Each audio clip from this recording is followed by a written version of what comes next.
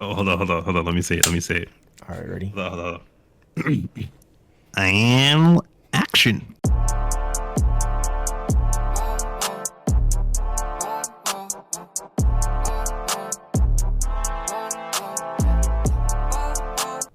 We out here, bro. We out here. Yo, It's what's GG's. good? Episode 1, So, welcome to Paper Trails, paper Paper Trail trail. podcast. We only go where the paper goes, and we follow the paper when we talk. Follow the clues, bro. Who we interviewing today? Who we talking to? The hosts. We're not talking. I mean, we're talking to whoever. The hosts, bro. The hosts. The hosts. Exactly. Who We we got, bro? talking. We are the hosts, bro. We'll start off with a quick introduction. Who we are. First podcast. Welcome to the podcast, and we'll go from there. We got some fun stuff to talk about. Some app groups. There's some funny names in these app groups, and we're gonna we'll talk about one of them. But first, let's do quick introductions. Afro, my boy Afro. I'll let you start. Bro, Pap, you're too like smooth with this. You've done this too much. This is my first time, so you have to. You got the YouTube channel rolling. You know, you got the thousands of subscribers. This is my first time. So, yeah. This is this is 2 cups of coffee. This Oh, isn't 1,000 subscriber YouTube. Um, we got that RX energy rolling over here, bro. We I got the I always go black, bro. It's damn, bro. He healthy with it, bro. I got the canned has to juice. be. If it's not like my skin, I don't want it. That's my skin, bro. So actually, how I met Pap was I was watching a David Bombal video, and I had the guy who does bug bounty on there. He's like a younger dude, and I joined his server, and then from there I met Coat, and Coat was like, "Hey, bro, like you're chill. Join this server." And then I joined this server. That is how I met Pap. Weird enough, Yeah, bro. Dang, what a journey already, bro. yeah, that's what's wild. It's That's crazy. wild. Tell him how you started the server, bro. Man, the server started. Oh man, when did this server start? It was like it's been over a year now, right? So, the server actually started from back when I joined Discord. That was in 2019. I was on Reddit. I was one of those Reddit guys, the average Redditor, Oh, he's a mod, uh, bro. arguing in the comment section with people. That was my thing. And someone actually started a cybersecurity server. So I joined that server and I met a few guys. That's how I met Booksta, Mhm. Fabian, a few guys there. And I was one of the first few that joined the server, but it blew up out of nowhere. And there were some really smart minds in that server, but then there was also, the things that happen with every cybersecurity server. People joining the server and like, can you hack my Instagram? Can you hack my Facebook? So I hated that part, but I did love the friends that I met. So Yeah. um, eventually, I wanted to split off and create a server where people can join whether they liked to, or I can't say like, but whether they were good at cybersecurity or not. A server where if someone wasn't good, they can just you know chat with people, game, hang out. And if people were good in cybersecurity, they can go and start doing bug hunts, which is what I was doing when I first started the server. I would just do like bug hunts like every single day. And people would just jump in VC and we just crank it out. And then we would do like hack the box like every day. That's awesome, bro. Um, and the first few people were the people from that first server that had joined over. Colt was one of the first actual people who found the server without having to be ported over from the original server. Bro, we gotta Um, have Code on soon. We gotta have Code on soon. yeah, He's yeah, that'd wild. be amazing. He's Code wild. is man, Code is crazy. He's that Turkish guy. You see the meme that I posted, a The Turkish Turk guy of the who gun guy. The won gun. silver, the gun guy won silver medal. Uh, if we were to compare, right, like formal education, which is right, everyone else, Coat would be that Turkish man. Yeah. No, Coat I would be actually the have a silver perfect meme medal, for that. Actually. come up with no formal education and just show us all out. Bro, I literally saw this meme on Twitter, and I was like, "That's Coat." Is it focus? Yeah, that's cool, A man. random I'm Linux telling user you, versus all the certifications. Like that's cool. telling you. That's If you're cool. ever playing if you're ever playing a video game or just studying and you hear out of nowhere Rabbit MQ, that's go, That's cool. bro. You're about to learn something. Sit down there, son. Bro, shout out to Cope, bro. Dang, that's crazy. So how long have you been doing cyber, bro? Because I just started. I've only been it for a year. So Cyber, that's a good question. I've been in cybersecurity for a while. As far as working in the field, I started working in cybersecurity about 6 years ago.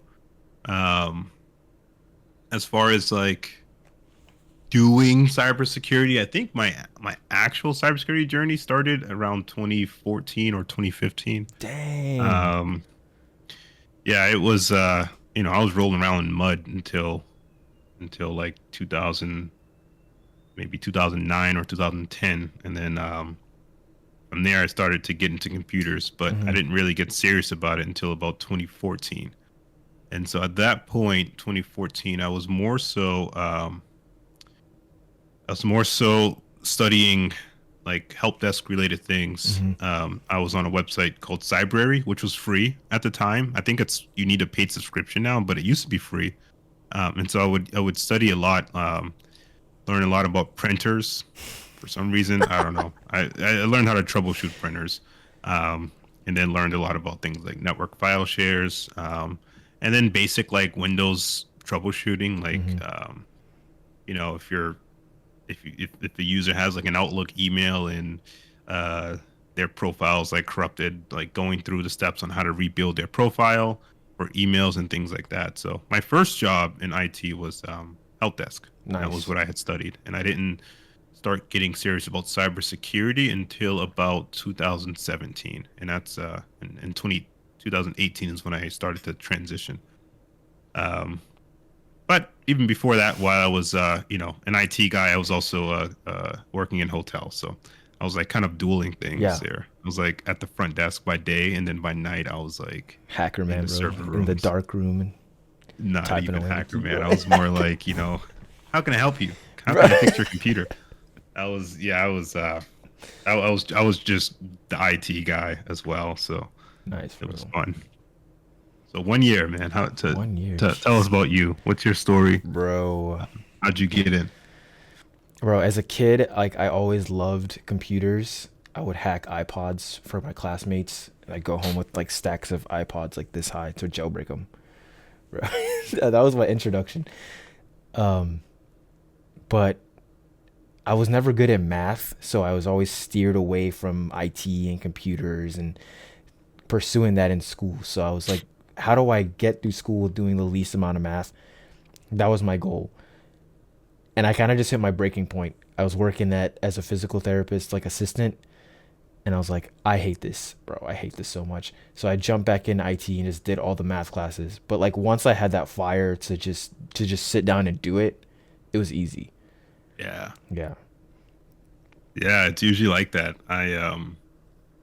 The first time I tried in IT, I failed miserably. I went to a community college and failed miserably, and I was like, you know what, man, that's not acceptable. Yeah. So I got back, went back into it, and it's like you said, Once you get that fire, bro, just sore. it just doesn't stop, bro. And I I didn't start off in the help desk, which was my downfall because I think if you're gonna do IT, help desk is where you should start because learning the flow of networking and information and IT and if you don't know how the data flows, you can't intercept it. You can't hack it. You have to learn that stuff first. And I kind of jumped. There's like a meme of like a guy trying to get into cybersecurity. He's like TCP, IP, networking, telecommunications, and he's like jumping over all that to straight into Yeah, hacking. That was me, bro. So I had to like go back. Thanks to Coat, he like showed me to go back and told me everything. If it wasn't for Coat, I probably would have dropped out, bro. Like he taught me so much, bro. This server has taught me so much. Like networking foundation, then get into the hacking. Because if you don't know how to do Wireshark and know what that data means, it's hard. So yeah, yeah, absolutely. And that goes with like cyber across the board. It's funny. There was someone. I remember talking to an old coworker, and he said he got into cyber because it was the easiest career to get into. Hmm. Um, but I challenged him on that. So I said, uh, "Do you ever, are you ever looking to grow in the space?" So he said yes, and so I said, "Well, the higher you get, the harder it's going to get, right? So is Yup. it going to be an easy career, um, you know, to progress in?" The idea is that it might have been easy for him to get into cybersecurity, but if you take that mentality that the field is easy, Hmm. you're stuck. You're never going to grow in the field. And so even with that whole concept of hacking, you jump into hacking, you're not going to know a lot. Yeah. Same thing with cybersecurity. If you jump into an advanced position, um, that's it. You're not going to know much. Hmm. And if you are lucky enough to get in, let's just hope that you don't get fired before before you actually do have an opportunity to learn these things. Do you think the industry is starting to get oversaturated, bro? Like a lot of people are like jumping in because they think it's easy, and then it's making it a very overdone industry. Or Yeah, I think oversaturated. I wouldn't say oversaturated, hmm. because I think it's a beautiful thing that many people are jumping into cybersecurity. I do think many people are misled. Hmm. I think social media currently is like advertising this crazy like kind of work, Hmm. and um these jobs are like advertising like we are looking for someone with like 10 years experience, and it's just kind of like the clash. And then you have like the middle people saying take my boot camp, and taking my boot camp you'll get a cybersecurity job in 3 months. Easy, bro. Yeah, don't do that. Don't waste your money. Don't waste your money on that stuff. I'm telling you, like, no, the best way to do something is to go the slow and like grow path. Hmm. Don't take no shortcut boot camp. That's a No way, waste of bro. money. But Yeah. I think the issue is these fast tracks, and these people fast track to cybersecurity, and A, it's not what they expected, or B, they're not as ready as they thought they were. And I think that is what's actually happening with this industry, where people are rushing to get into it because they think it's good money, and um, it's decent money. It's not the best, Hmm. but it's not the worst. But if you take your time, the money does get really good. And if you start learning things and you become an expert in whatever you want to be an expert in, then it starts to be good. But right now, I think just an example, kids. Well, more than kids too. There's adults out there. There's adults doing this It's too, a but they're expecting to push buttons yeah. and just not know what anything does. Yeah.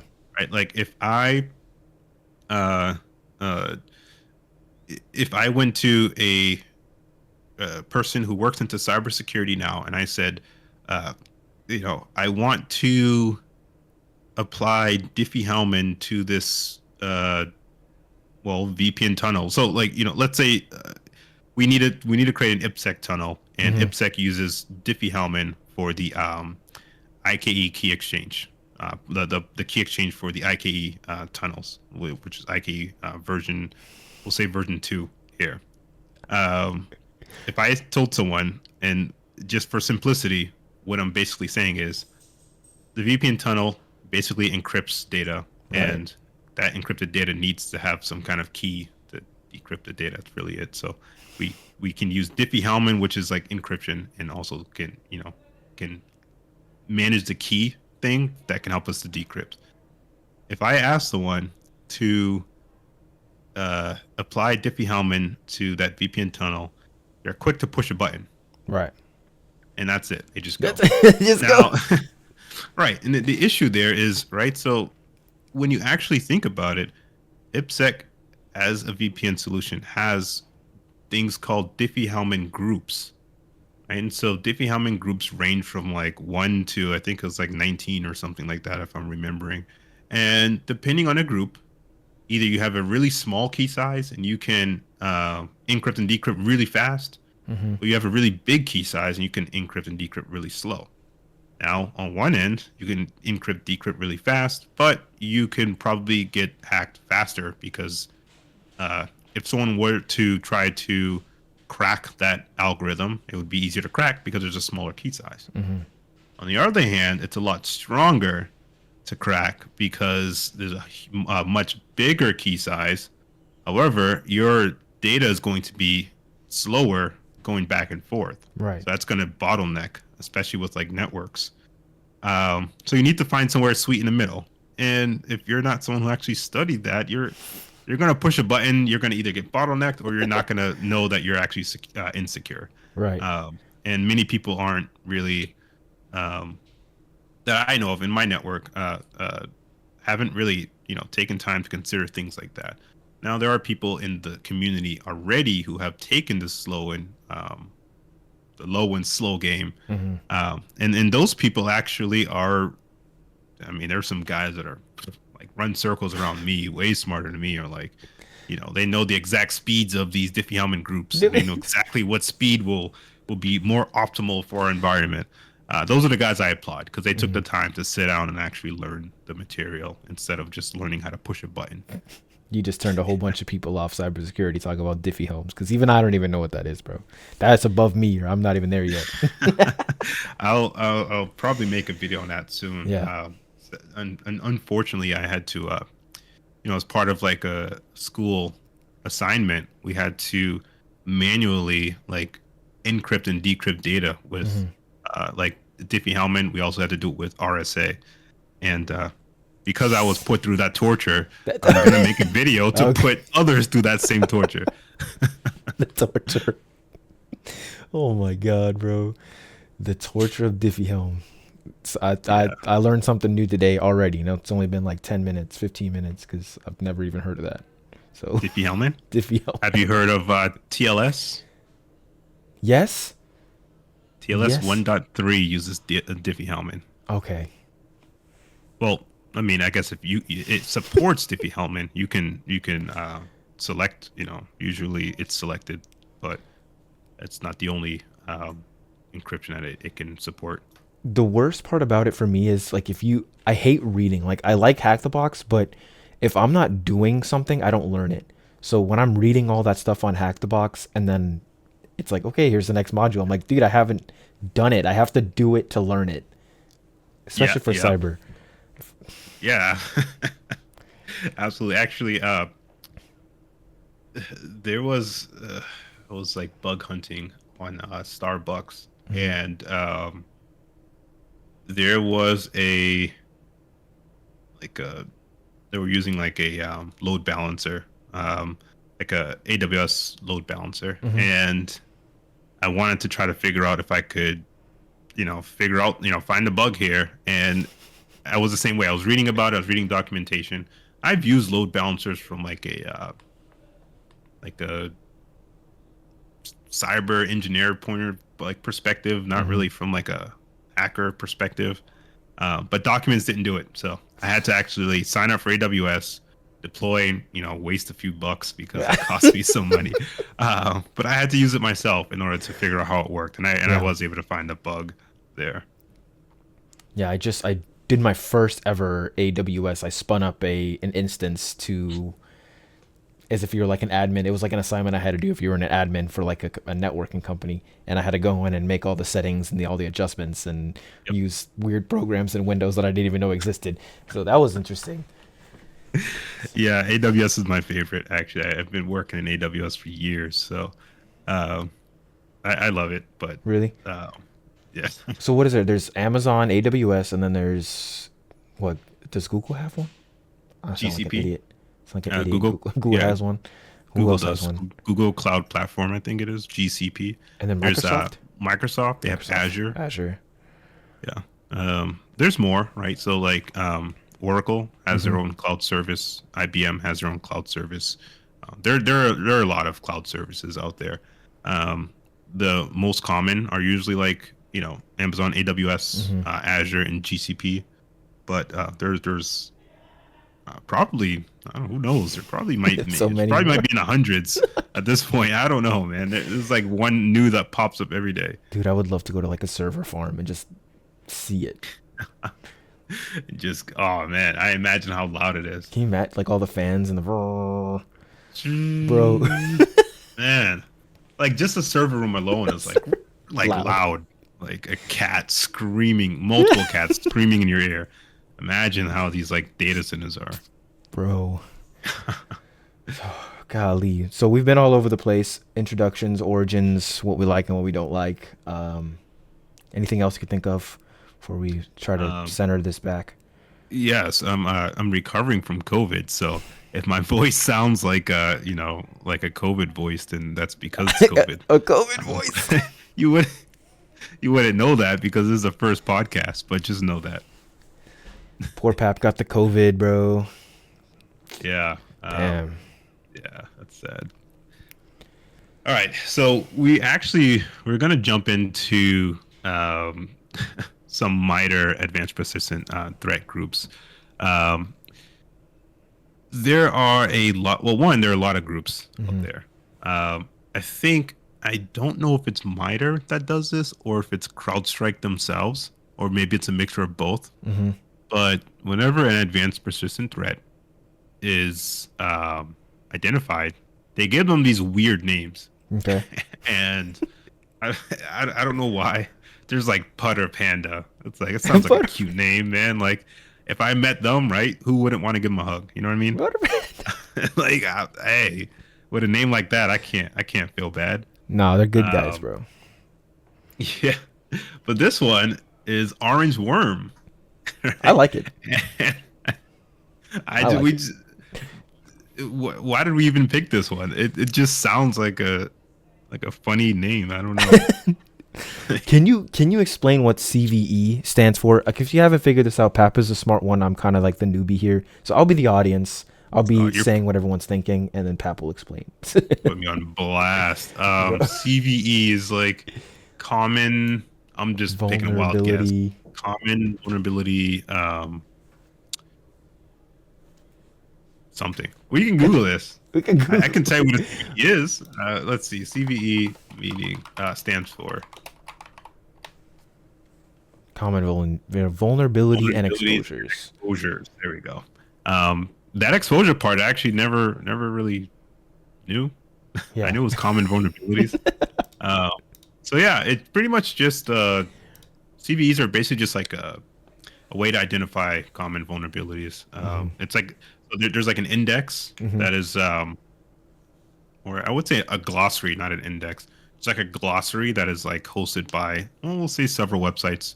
One is NVD, the National Vulnerability Database. Mm-hmm. And what they do is they categorize these vulnerabilities by the CVE numbers, which are comprised of year and then like an ID number. Mm-hmm. And so that's where when we talk about CVEs, what we're talking about is like an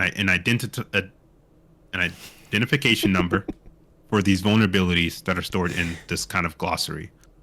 So that's pretty much it. Nice. Okay. Cool. So what we're talking about, Orangeworm, did they exploit a So vulnerability, or did they? Orangeworm is a well, they live in the earth under the dirt. They help the others breathe. No, just imagine, right? Like imagine you're an advanced persistent threat. You're an advanced group. You're at this point you're an organized team, right? This is what you do as a job. You're serious Mm-hmm. about this, and somebody calls you Orangeworm, bro. Would you I be? Would you know take they're up. offense, bro? I would take offense. You would take Orange offense. worm. Are worms even orange? All right. But they're, according to MITRE, Mm-hmm. right? They're so they target the healthcare sector. So they're considered an advanced group. Mm-hmm. Target the healthcare sector, predominantly in the U.S., Europe, and Asia. I think the earliest activity was in 2015 for them, um, and they're out for money, right? They want their financial gain, espionage, whatever they can do to get their hands on money. Mm-hmm. They have used a form of malware called Kwampirs. Mm-hmm. Kwampirs. I don't even know if I'm saying it right. Which KWAMPIRS. PIERIRS. Yeah, yeah. It's like a backdoor kind of Trojan. Yeah, they've been installing that on like imaging devices. So they installed it on like X-ray machines and things like that. So Uh, I don't know what they're doing with that, but but just the kind of people they are targeting these things. Now, this is interesting, right? Because Mm-hmm.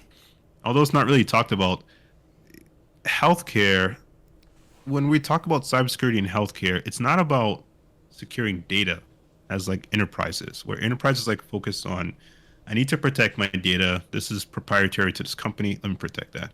Healthcare is about, we need to make sure that systems are available so that people's lives can be saved. So we need to protect people first Mm-hmm. and foremost.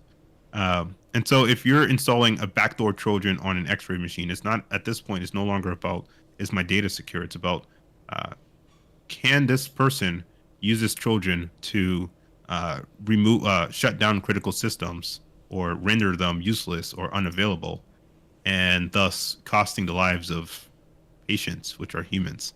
So it's interesting that one, they're targeting these hospitals, but Mm-hmm. also I hope this podcast raises awareness that that these things are possible, and Mm-hmm. unfortunately, it does sometimes end with the deaths of patients because there's no computers to help with certain things. Yep. So was our so Orangeworm was financially motivated, Orangeworm is the name of the group. right? So yeah, they are They're they are. financially motivated. Yep, Dang. Orangeworm is motivated, so they're corporate espionage, Mm-hmm.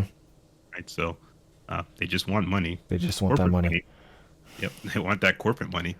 Um, yeah, and they target these healthcare Only related targets the systems. healthcare. Jeez. Yep.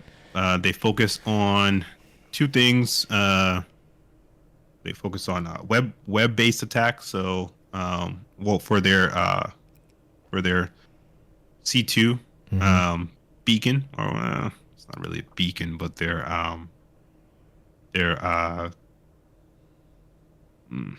I can't think of the term.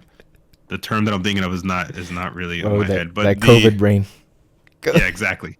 The system that they use to receive communication once they've infected a machine. Mm-hmm. So, as part of the C2 process, which is that command and control process, um, basically, once a system is affected, it sends traffic over the like internet via like a web browser kind of thing, like HTTP Mm-hmm. traffic. So that goes back to the attacker's machine over HTTP.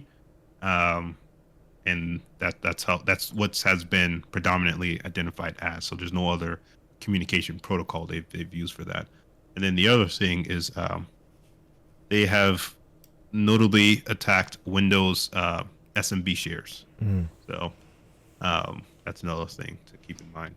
So what differentiates Orangeworm from maybe like, well, not Petya was the name of the virus and like WannaCry was the name of the virus. Do we know who those threat actors were who deployed those, or did Orangeworm deploy something similar using Kwampirs? Yeah. So Orangeworm didn't deploy. Well, I guess they did deploy Kwampirs, but they weren't the creators of Kwampir and Mm-hmm. everything. But for example, one of the big differences with WannaCry, for example, with Orangeworm is WannaCry was, well, one, it was a ransomware, um, but it was designed to, it was for like enterprises, right? It was designed to encrypt data in effort to get some kind of financial gain, and then the users of the WannaCry ransomware had they were able to determine whether they wanted to release information back to the payers or if they wanted to just keep that data encrypted. Mm-hmm. So it was strictly for, well, the big I guess the impact here Yeah. was pretty much just you lose your data Yeah. if you don't have backups. That's pretty much it.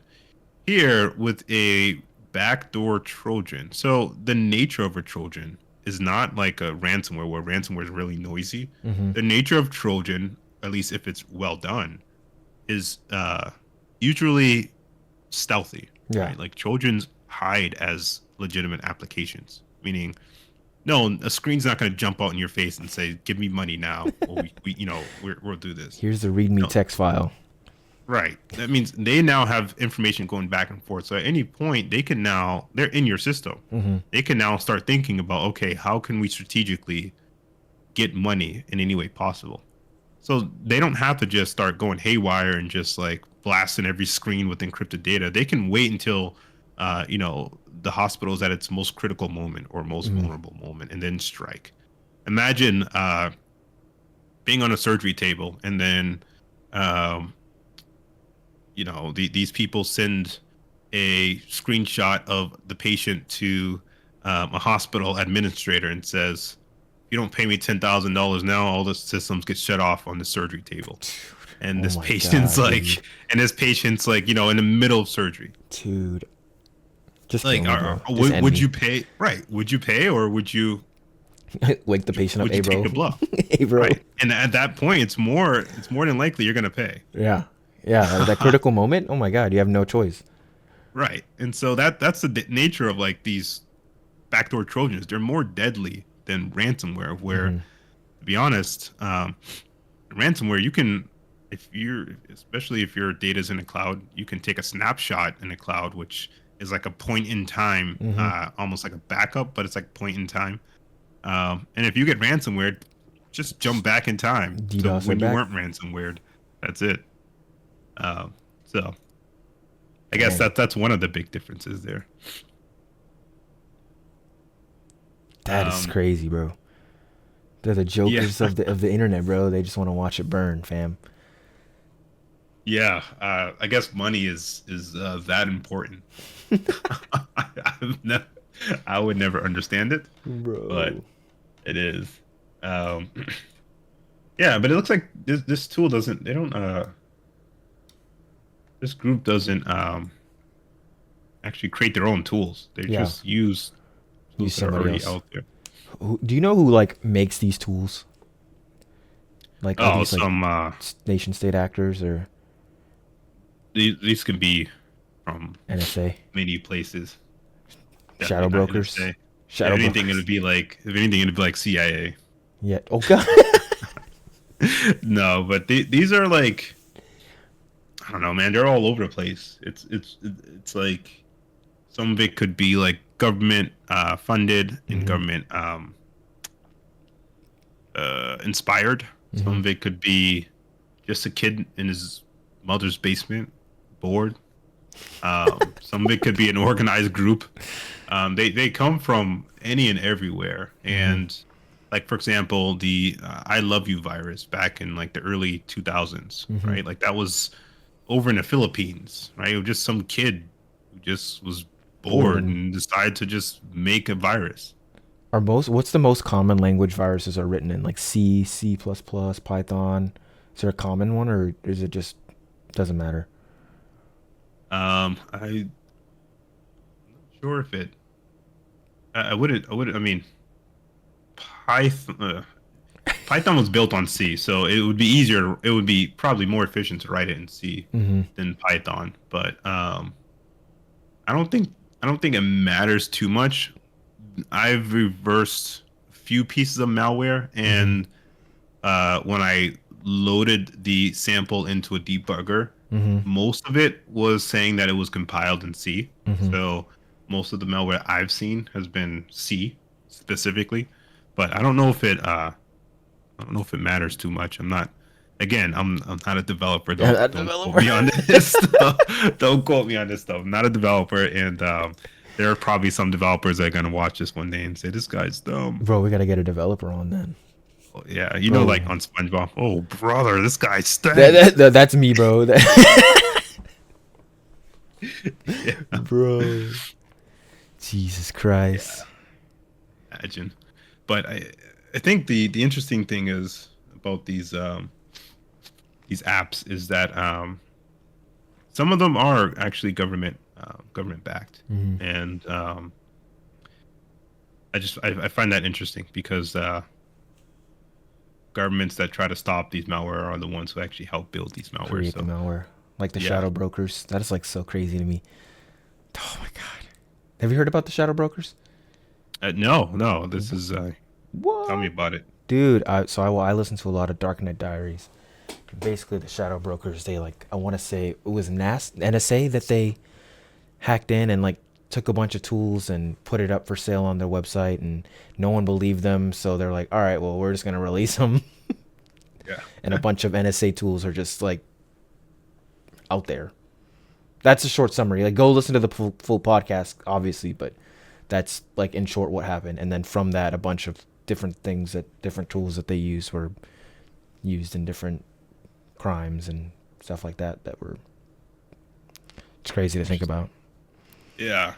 Yeah. Interesting. I mean, I have heard of Shadow. I just never really, um, I guess, never really cared to look into it. Yeah. No, I mean, it's a weird name. It's not very interesting. I'm not gonna lie. Shadow brokers. Okay. Brokers. Do you know what tools were leaked? Let's see. Oh, here we go. Dan Danderspritz, Odd Job, Fuzz Bunch, Dark Pulsar, Eternal Synergy, Eternal Romance, Eternal Blue, Exploding Can, and Ewok Frenzy. Jesus Christ. And apparently other things, but that's just what was listed here. Jeez. Where's this? Are you looking on I'll shoot you the link Wikipedia? over.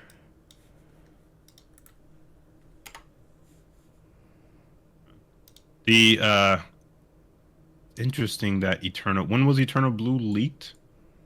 2017, April 14, 2017. And when was WannaCry?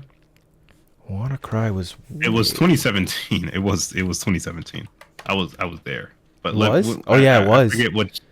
It was May. Yeah. So you do know that WannaCry leveraged Eternal Blue. Oh dang! So you And think that's how it shadow works, brokers so. are?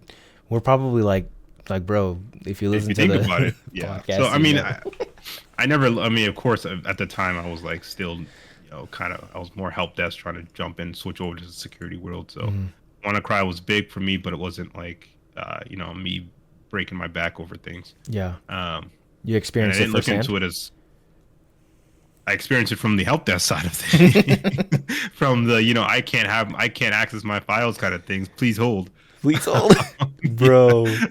For But it Pap. wasn't a like a cyber, like, we need to pull backups kind of thing. Hmm. If that makes sense. But I mean, I knew how it worked in nature, and I knew like it had a kill switch and things like that. I didn't know like the history of it. I knew it used like Eternal Blue.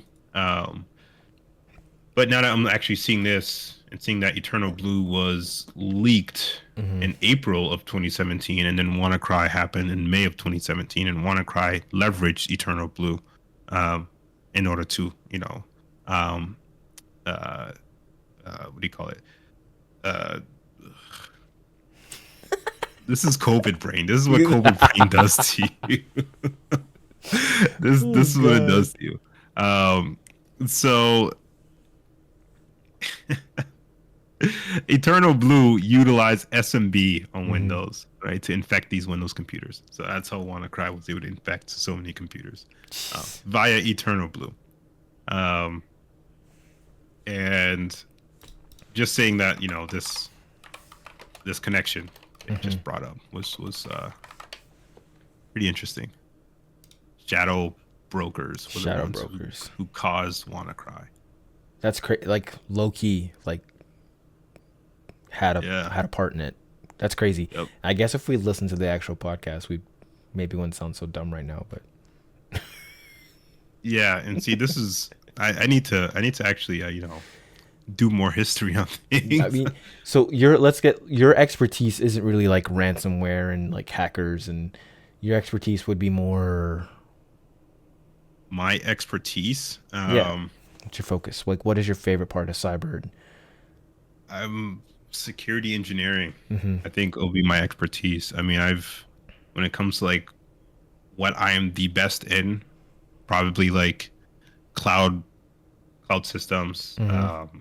maybe um, web app related systems as well. Like those are things that I can just jump into. But Yeah. what I really love, as far as like what my passion is security engineering. So Mm-hmm. um, thinking of complex solutions to complex problems. No, wait, I said that backwards. Thinking of simple solutions to complex problems, and how we can go about making security available, not only available but Hmm. understandable, like usable, and also still highly effective against like these threat actors. Yeah. Yeah. Okay, makes Um, sense. what's that saying in security? It's like little Johnny didn't know how to use PGP or something like that. But it was the idea of like PGP is a great protocol for encryption Hmm. if you know how to use it, because it's not easy or straightforward to use. And so, as a security engineer, I'd love to be able to take something as well constructed as PGP Hmm. and just simplify it. Yeah. It's not easy to do. No, it's not. It's really not. I watch some of your videos and I'm like, dog. Yeah. I know you're really trying to dumb it down for the dumb kids over here, but it's still There's going no, over my head. Like, it's just me having fun it's, and trying to make complex things sound easy. That's yeah, it. man. Okay. Well, so what is the future of this podcast? So today was kind of our introduction, and then kind of our let's talk about some random stuff that we find interesting, and maybe in the future have people on. Um, what are your thoughts? Yeah, actually, it's a good question. This podcast can go in a million different directions. I think we can absolutely have people on, but I kind of like talking about, you know, what people are doing out here, like what Hmm. these persistent threats are doing out here, what these, the recent events for like companies that have been hacked, and how these things might work. I don't know. I like talking about these things a little bit. So Hmm. maybe we can kind of, I don't know, kind of dance around those topics as we invite people on, Hmm.